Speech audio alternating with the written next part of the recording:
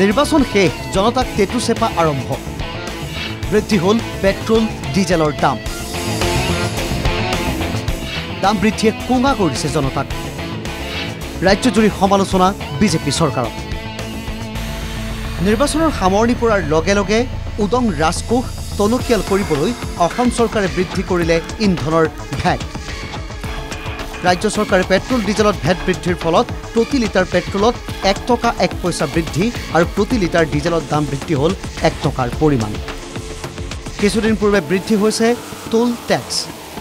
তাৰ মাজতেই পেট্ৰল ডিজেলৰ দাম বৃদ্ধিক লৈ এতিয়া প্ৰতিক্ৰিয়া মহানগৰবাসীৰ। হয়, বহুত অসুবিধা হয় আমাৰ, কাৰণ আমি ডেইলি ঘূৰি ফুৰিব লাগে। পেট্ৰলৰ দামটো যদি বেছি হয়, তাৰ জৰিয়তে বেলেগ বস্তু সামগ্ৰীৰ দামো বাঢ়ি যায়। হয়, কি ক'ম আৰু এতিয়া আমাৰ বিৰাট হেৰি হৈছে, দিগদাৰী হৈছে। অহা যোৱা সদায় বহুতখিনি বস্তুবিলাকৰ চব বস্তুৰে দাম বাঢ়িছে, অকল পেট্ৰল ডিজেল বুলি নহয়।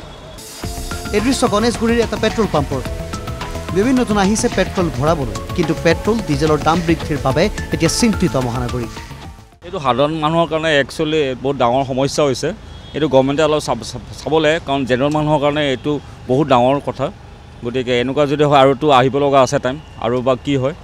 পাচলি কিনিব নোৱাৰে, সাধাৰণ জনতাৰ কাৰণে মাধমাৰ হৈছে। আৰু অকণমান চালে ভাল হয়, জনতাই যায় যিহেতুকে চৰকাৰ মানে বনাইছে, গতিকে জনতাৰ ফালে চালে আমি ভাল পাম। আৰু নাৰায়ণপুৰৰ সাধাৰণ জনতাৰ আক্ষেপ, সকলোতে দাম বৃদ্ধি হ'লে কিদৰে থাকিব খাটি খোৱা লোক।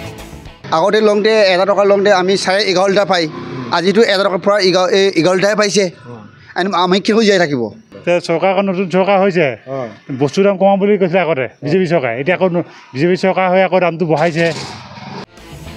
এতিয়া প্ৰশ্ন হয়, নিৰ্বাচনৰ ফলাফল ঘোষণা হ'ল, গঠন হোৱাই নাই চৰকাৰ। তাৰ মাজতেই চৰকাৰৰ এনে সিদ্ধান্তই চিন্তিত কৰিছে সকলোকে। Bureau' report NKTV+।